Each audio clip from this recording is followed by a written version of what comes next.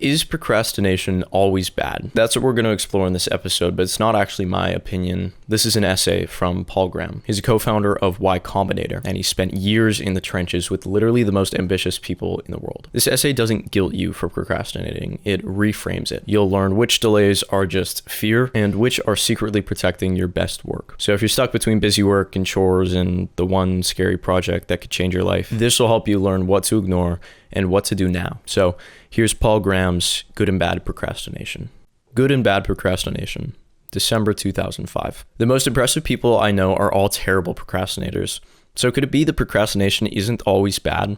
Most people who write about procrastination write about how to cure it, but this is, strictly speaking, impossible. There's an infinite number of things you could be doing. No matter what you work on, you're not working on something else. So the question is not how to avoid procrastination, but how to procrastinate well. There are 3 variants of procrastination depending on what you do instead of working on something. You could A, do nothing, B, do something less important, or C, something more important. And that last type C, is good procrastination. That's the absent-minded professor who forgets to shave or eat or perhaps look where he's going while he's thinking about some interesting question.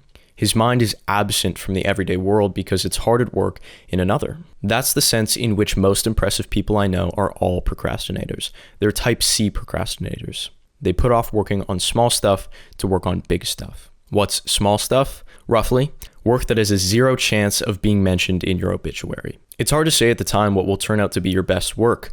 Will it be your magnum opus on Sumerian temple architecture or the detective thriller you wrote under a pseudonym? But there's a whole class of tasks you can safely rule out. Shaving, doing your laundry, cleaning the house, writing thank you notes, anything that might be called an errand. Good procrastination is avoiding errands to do real work. Good in a sense, at least. People who want you to do the errands won't think it's good, but you probably have to annoy them if you want to get anything done.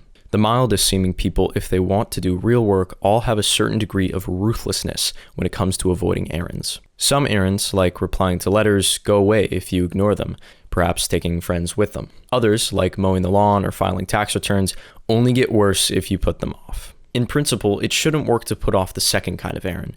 You're going to have to do whatever it is eventually. Why not just do it now? The reason it pays to put off even those errands is that real work needs 2 things errands don't: big chunks of time and the right mood. If you get inspired by some project, it can be a net win to blow off everything you were supposed to do for the next few days to work on it. Yes, those errands may cost you more time when you finally get around to them, but if you get a lot done during those few days, you will be net more productive. In fact, it may not be a difference in degree, but a difference in kind. There may be types of work that can only be done in long, interrupted stretches when inspiration hits, rather than dutifully in scheduled little slices. Empirically, it seems to be so.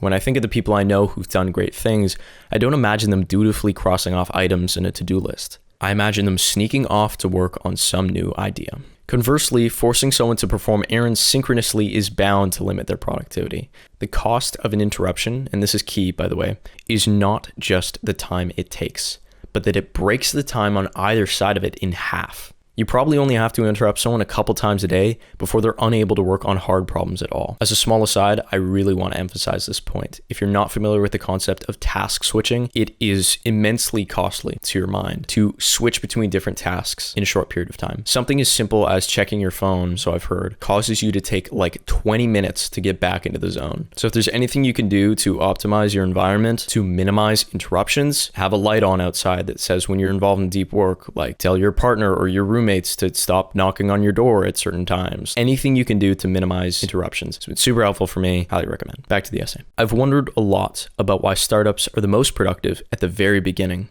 when they're just a couple guys in an apartment. The main reason may be that there's no one to interrupt them yet. In theory, it's good when the founders finally get enough money to hire people to do some of the work for them. But it may be better to be overworked than interrupted. Once you dilute a startup with ordinary office workers with type B procrastinators, that's someone who just does busy work to avoid the important stuff, the whole company starts to resonate at their frequency. They're interrupt driven, and soon you are too. Errands are so effective at killing great projects that a lot of people use them for that purpose. Someone who's decided to write a novel, for example, will suddenly find that the house needs cleaning. People who fail to write novels don't do it by sitting in front of a blank page for days without writing anything. They do it by feeding the cats, going out to buy something they need for their apartment, meeting a friend for coffee, checking email. I don't have time to work, they say, and they don't. They've made sure of it. There's also a variant where one has no place to work. The cure to this is to visit the places where famous people worked and see how unsuitable they actually were. I've used both excuses at one time or another. I've learned a lot of tricks for making myself work over the last 20 years, but even now I don't win consistently. Some days I get real work done, other days are eaten up by errands. And I know it's usually my fault. I let errands eat up the day to avoid facing some hard problem. The most dangerous form of procrastination is unacknowledged type B procrastination, because it doesn't feel like procrastination. You're getting things done, just the wrong things. Any advice about procrastination that concentrates on crossing things off your to-do list is not only incomplete, but positively misleading if it doesn't consider the possibility that the to-do list itself is a form of type B procrastination. In fact, possibility is too weak a word. Nearly everyone's is. Unless you're working on the biggest things you could be working on, you're type B procrastinating, no matter how much you're getting done. In his famous essay, You and Your Research, which I recommend to anyone ambitious, no matter what they're working on, Richard Hamming suggests that you ask yourself 3 questions. 1, what are the most important problems in your field? 2, are you working on them? 3, why not? Hamming was at Bell Labs when he started asking such questions.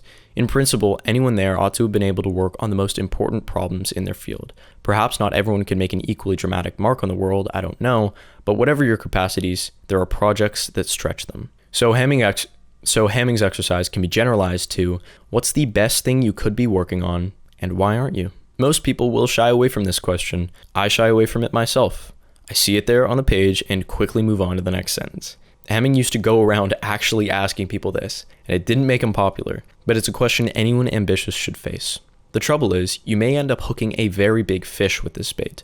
To do good work, you need to do more than find good projects. Once you've found them, you have to get yourself to work on them, and that can be hard. The bigger the problem, the harder it is to get yourself to work on it. Of course, the main reason people find it difficult to work on particular problems is that they don't enjoy it. When you're young especially, you find yourself working on things that you don't really like because it seems impressive, for example, or because you've been assigned to work on it. Most grad students are stuck working on big problems they don't really like, and grad school is thus synonymous with procrastination. But even when you like what you're working on, it's easier to get yourself to work on small problems than big ones. Why? Why is it so hard to work on big problems? One reason is that you may not get any reward in the foreseeable future. If you work on something you can finish in a day or two, you can expect to have a nice feeling of accomplishment fairly soon.